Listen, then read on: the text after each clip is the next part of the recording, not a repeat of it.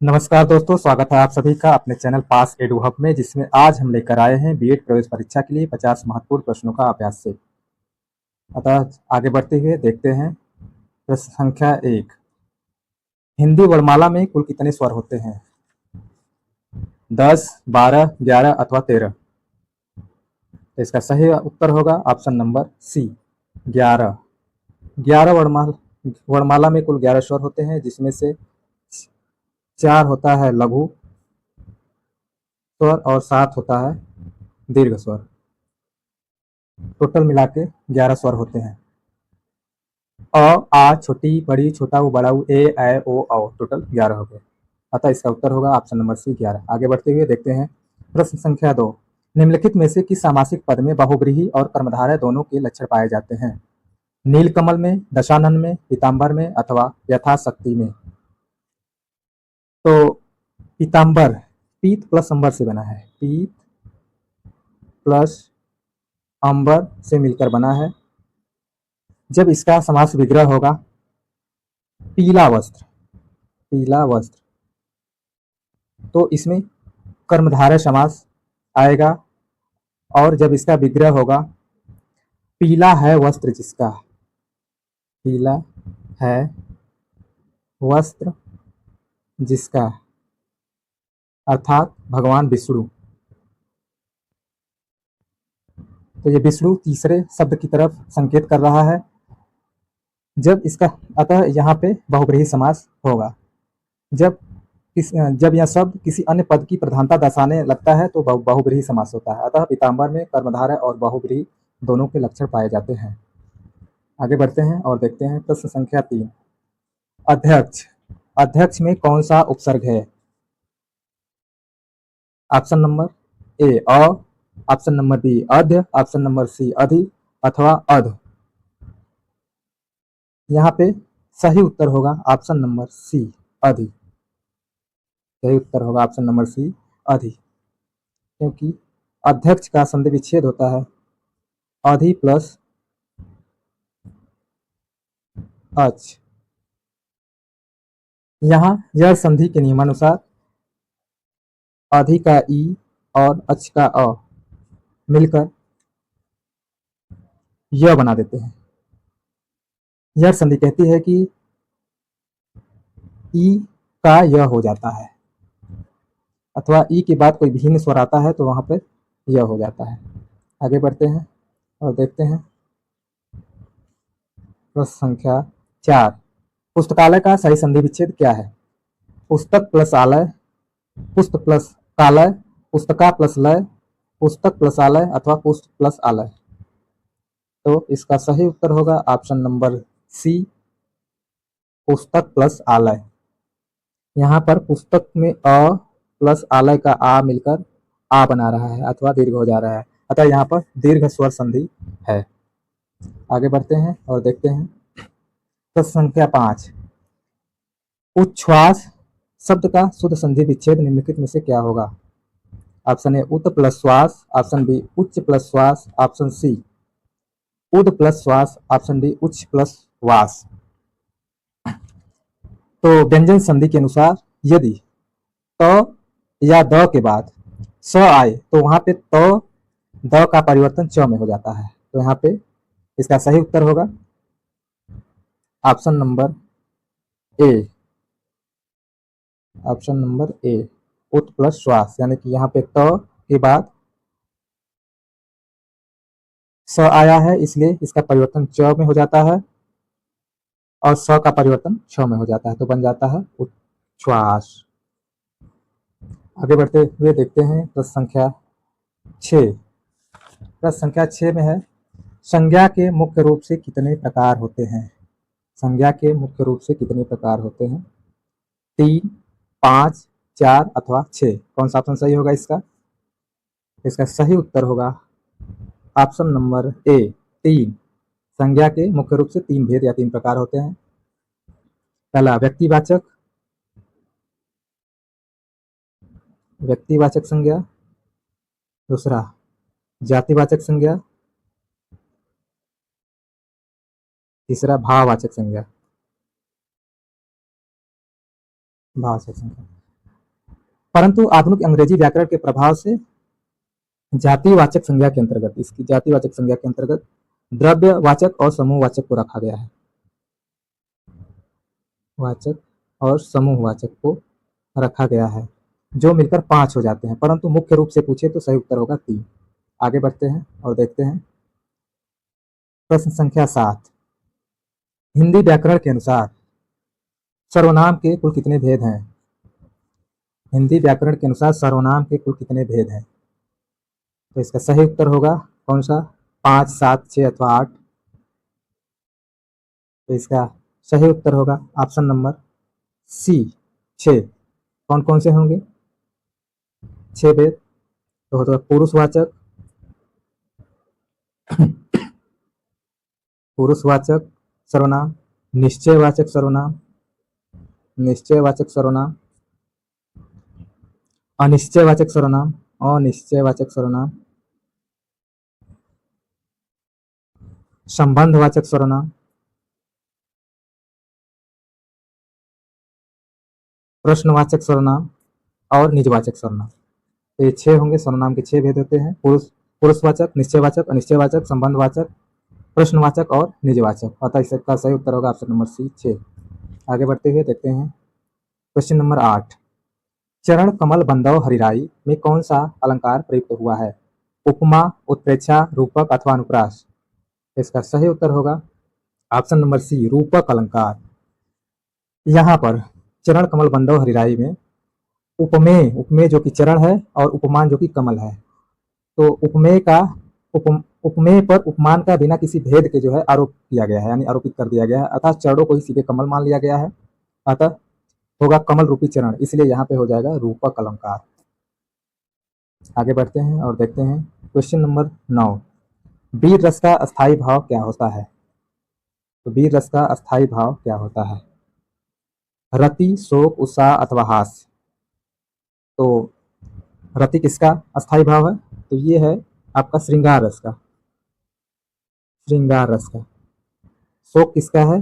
करुण रस का, करुण रस का। हास्य किसका है? हास्य रस का। तो कौन सा बचा? उत्साह, यानी उस, तो वीर रस का कौन सा हो जाएगा? उत्साह, अतः ऑप्शन नंबर सी, उत्साह सही है। आगे बढ़ते हैं और देखते हैं क्वेश्चन नंबर 10, जो कि वर्तनी से है, शुद्ध वर्तनी से। कवयित्री का शुद्ध वर्तनी रूप क्या है? कई बार पूछा गया है एग्जाम में। कवयित्री, ऑप्शन नंबर ए कवयित्री, ऑप्शन नंबर बी कवयत्री, ऑप्शन नंबर सी कवियत्री, ऑप्शन नंबर डी कवयित्री। कौन सा सही होगा? तो इसका सही उत्तर होगा ऑप्शन नंबर ए कवयित्री, जो कि प्रश्न में शुद्ध लिखा गया है, वही पूछा है, तो उसका वही हो जाएगा ऑप्शन नंबर ए कवयित्री। आगे बढ़ते हैं और देखते हैं प्रश्न संख्या 11, जो कि पर्यायवाची से है। अंबर का पर्यायवाची शब्द निम्नलिखित में से कौन सा है? आकाश है, अग्नि है, धरती है अथवा वायु है? तो इसका सही उत्तर हो जाएगा ऑप्शन नंबर ए, जो कि सबको पता होगा। इसका और होता है अंबर का गगन, नभ, आकाश, अंबर तो है ही। तो इसका सही उत्तर होगा ऑप्शन नंबर ए, आकाश। अग्नि का क्या होगा? पावक होगा, पर्यायवाची। वायु का क्या होगा? पवन होगा। धरती का क्या होगा? भूमि होगा। आगे बढ़ते हैं और देखते हैं क्वेश्चन नंबर 12। उत्थान का विलोम शब्द क्या है? यानी उत्थान का सही विलोम शब्द क्या है? ऊंचाई है, विकास है, पतन है अथवा प्रगति है? बताओ। इसका हो जाएगा सही उत्तर पतन। उत्थान मतलब ऊपर उठना और पतन मतलब नीचे गिरना, तो इसका सही उत्तर हो जाएगा पतन। आगे बढ़ते हैं और देखते हैं प्रश्न संख्या 13, जो कि मुहावरे से है। आधी अंधे की लाठी मुहावरे का सही अर्थ क्या है? अंधे की लाठी मुहावरे का सही अर्थ क्या है? अंधा होना, कमजोर होना, एकमात्र सहारा होना, लाठी मारना? तो इसका सही उत्तर होगा ऑप्शन नंबर सी, एकमात्र सहारा होना, एकमात्र सहारा होना। जैसे कि वाक्य में प्रयोग करेंगे तो हो जाएगा श्रवण कुमार अपने माता पिता के लिए अंधे की लाठी था, यानी एकमात्र सहारा था। आगे बढ़ते हैं और देखते हैं क्वेश्चन नंबर 14। छंद के मुख्य कितने भेद होते हैं? छंद के मुख्य कितने भेद होते हैं? 2, 4, 3 अथवा 5? तो इसका सही उत्तर हो जाएगा ऑप्शन नंबर ए 2। मुख्य रूप से छंद के दो भेद माने जाते हैं। कौन कौन से भेद होते हैं? मात्रिक मात्रिक छंद और वर्णिक छंद। वर्णिक छंद। मात्रिक छंद मात्राओं के आधार पे, मात्राओं की गणना के आधार पे होते हैं, मात्रा की गणना के आधार पे, जबकि वर्णिक छंद वर्णों की गणना के आधार पे होते हैं। परंतु यहाँ ध्यान देने वाली बात है कि आधुनिक काल में मुक्तक छंद को मिलाकर कुल 3 छंद माने जाते हैं, परंतु मुख्य रूप से पूछेगा तो 2 ही होंगे। आगे बढ़ते हैं और देखते हैं क्वेश्चन नंबर 15। रिजु का सही विलोम शब्द क्या है? रिजु का सही विलोम शब्द क्या है? सरल, सीधा, वक्र अथवा उल्टा। तो इसका सबको पता होना चाहिए। रिजु मतलब सरल होता है, सीधा होता है इसका मीनिंग, परंतु उसका विलोम होगा वक्र यानी वक्राकार। ऑप्शन नंबर सी सही होगा, वक्र। आगे बढ़ते हैं और देखते हैं प्रश्न संख्या 16। हिंदी व्याकरण में कुल कितने भेद माने गए हैं? 6, 8, 7 अथवा 9। तो इसका सही उत्तर होगा हिंदी व्याकरण में कुल 8 भेद माने गए हैं, यानी बी सही होगा। 8 भेद माने गए हैं। कौन कौन से भेद? जैसे कि कर्ता, कर्ता, कर्म, करण, संप्रदान, संप्रदान, अपादान, संबंध, अधिकरण और संबोधन। इस तरह कुल कारक के कुल 8 भेद होते हैं। आगे बढ़ते हैं और देखते हैं क्वेश्चन नंबर 17। अतिवृष्टि शब्द का सही विलोम क्या है? अनावृष्टि, लघुवृष्टि, अल्पवृष्टि अथवा अनवृष्टि। तो यहाँ पे सही उत्तर हो जाएगा अनावृष्टि। ऑप्शन नंबर ए अनावृष्टि। अतिवृष्टि का अर्थ होता है अत्यधिक वर्षा। क्या होता है? अत्यधिक वर्षा। जबकि अनावृष्टि का होगा कम या अल्प वर्षा, कम वर्षा अथवा सूखा, सूखा पानी। आगे बढ़ते हैं और देखते हैं क्वेश्चन नंबर 18। जो पहले कभी न हुआ हो के लिए एक सटीक शब्द क्या है, यानी वाक्यांश है। जो पहले कभी न हुआ हो के लिए सटीक शब्द क्या है, उसको क्या कहेंगे? अद्वितीय कहेंगे, अनुपम कहेंगे, अभूतपूर्व कहेंगे अथवा अतुलनीय कहेंगे। तो इसका सही उत्तर हो जाएगा ऑप्शन नंबर सी अभूतपूर्व, अर्थात जो पहले कभी न हुआ हो, अभूतपूर्व। और बाकी ऑप्शन देख लेते हैं। अद्वितीय, अद्वितीय का क्या अर्थ होता है? अद्वितीय का अर्थ है जिसके समान कोई दूसरा न हो, उसको अद्वितीय कहते हैं। जिसके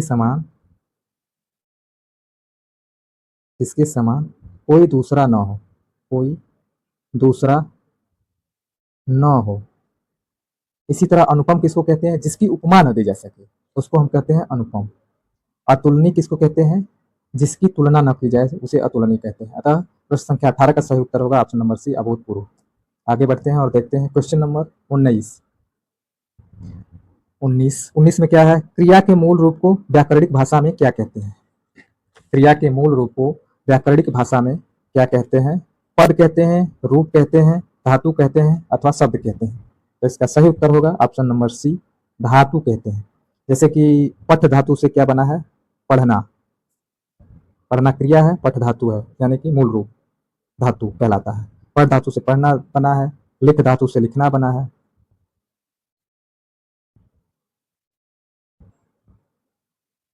लिखना बना है, अतः इसका सही उत्तर हो जाएगा ऑप्शन नंबर सी धातु। आगे बढ़ते हैं क्वेश्चन नंबर 20। विशेषण के मुख्य रूप से कितने भेद होते हैं? विशेषण के मुख्य रूप से कितने भेद होते हैं? विशेषण किसको कहते हैं? जो संज्ञा अथवा सर्वनाम की विशेषता बताता है उसको विशेषण कहते हैं। कितने भेद होंगे इसके? 3, 5, 4 अथवा 6। इसका सही उत्तर हो जाएगा ऑप्शन नंबर सी। कितने हो जाएंगे? 4 भेद होते हैं। कौन कौन से होते हैं? गुणवाचक विशेषण, जो गुण बताता है, और दूसरा हो जाएगा संख्यावाचक विशेषण, तीसरा हो जाएगा परिमाणवाचक विशेषण, जो कि परिमाण को बताता है, और चौथा हो जाएगा सार्वनामिक विशेषण, सार्वनामिक विशेषण।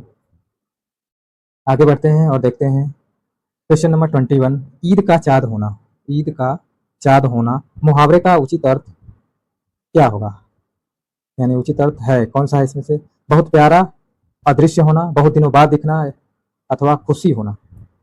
तो इसका सही उत्तर हो जाएगा बहुत दिनों बाद दिखना। ऑप्शन नंबर सी, बहुत दिनों बाद दिखना। आते हैं क्वेश्चन नंबर 22। हास्य रस का स्थायी भाव निम्नलिखित में से कौन सा है? हास्य रस का स्थायी भाव निम्नलिखित में से कौन सा है? क्रोध है, हास्य है, शोक है अथवा विस्मय है? इसका सही उत्तर हो जाएगा ऑप्शन नंबर बी, हास्य। इसको हास्य भी बोलते हैं। तो इसका हास्य रस का स्थायी भाव हास्य होगा अथवा हास्य होगा। और क्रोध का क्या होगा? रौद्र होगा। करुण रस का क्या होगा? करुण रस का होता है शोक। विस्मय किसका होता है? तो ये होता है अद्भुत रस, अद्भुत रस का, अद्भुत रस का। अतः इसका सही उत्तर हो जाएगा बी, हास्य। आगे बढ़ते हैं और देखते हैं क्वेश्चन नंबर 23। अन्वेषण शब्द में कौन सी संधि निहित है? अन्वेषण शब्द में कौन सी संधि निहित है? यड़ संधि, गुण संधि, दीर्घ संधि अथवा वृद्धि संधि? कौन सी संधि होगी? तो यहाँ पे सही उत्तर होगा ऑप्शन नंबर ए, यड़ संधि। अन्वेषण का संधि विच्छेद होगा अनु प्लस एषण, अनु प्लस एषण, एषण से मिलकर बना है अन्वेषण, से मिलकर बना है अन्वेषण। यहाँ यह संधि के नियमानुसार यहाँ पे उ है और यहाँ पे ए है। उ यह संधि के नियमानुसार उ अथवा उ के बाद कोई भिन्न स्वर आए तो उ और उ किसमें परिवर्तित हो जाता है? व में। इसलिए यहाँ पे अनु प्लस एषण से अन्वेषण बन गया है। इसका सही उत्तर होगा यड़ संधि, ऑप्शन नंबर ए। आगे बढ़ते हैं और देखते हैं क्वेश्चन नंबर 24। बुद्धिमान शब्द में किस प्रत्यय का प्रयोग हुआ है?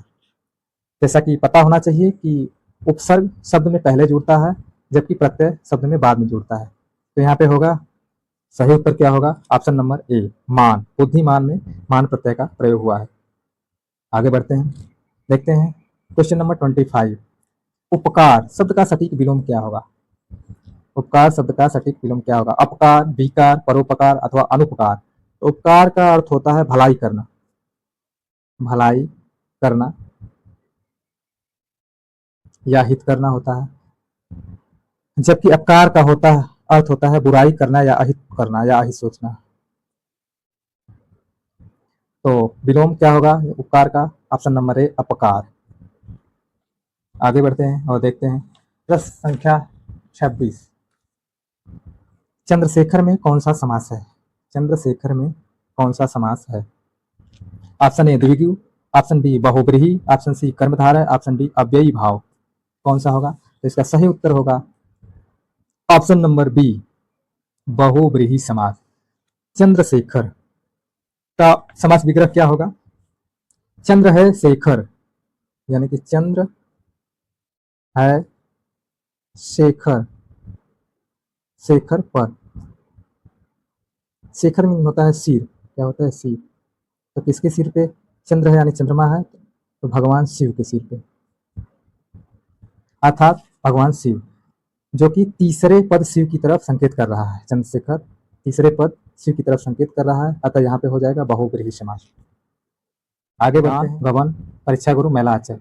इसका सही उत्तर हो जाएगा परीक्षा गुरु को, जो कि 1882 में लाला श्रीनिवास दास द्वारा रचित है। इसको हिंदी का प्रथम मौलिक उपन्यास कहते हैं। लाला श्रीनिवास द्वारा कब रचा गया? 1882 में। जबकि गोदान गबन इसकी रचना है, यह है मुंशी प्रेमचंद की, मुंशी प्रेमचंद। मैला आंचल किसका है? फणीश्वर नाथ रेणु की, फणीश्वर नाथ रेणु की। तो क्वेश्चन नंबर 27 का सही उत्तर हो जाएगा ऑप्शन नंबर बी, परीक्षा गुरु।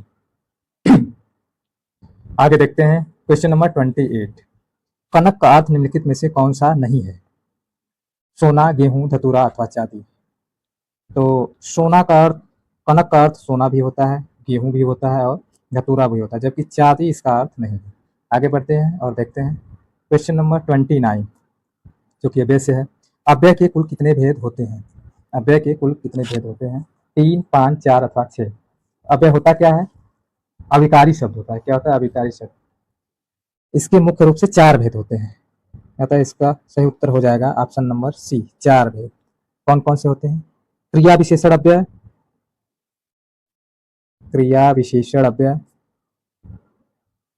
दूसरा क्या होगा?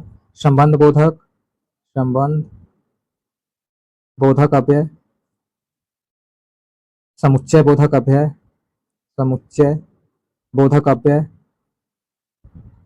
और चौथा होगा विस्मयादि, विस्मयादि बोधक, विस्मया विस्मयादि बोधक अव्यय। अव्यय उन शब्दों को कहते हैं जिनके रूप में लिंग, वचन अथवा कारक के कारण कोई परिवर्तन नहीं होता है, यानी वो सब में समान रहते हैं, उनको अव्यय कहते हैं। इसका सही उत्तर होगा 4, ऑप्शन नंबर सी। आगे बढ़ते हैं क्वेश्चन नंबर 30। लिंग के मुख्य रूप से कितने भेद माने गए हैं?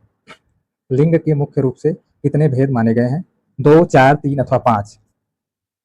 तो इसका सही उत्तर हो जाएगा option number 2, option number A 2। 2 भेद होते हैं। कौन कौन से? सबको पता होना चाहिए। पुल्लिंग और स्त्रीलिंग, स्त्रीलिंग, पुल्लिंग और स्त्रीलिंग।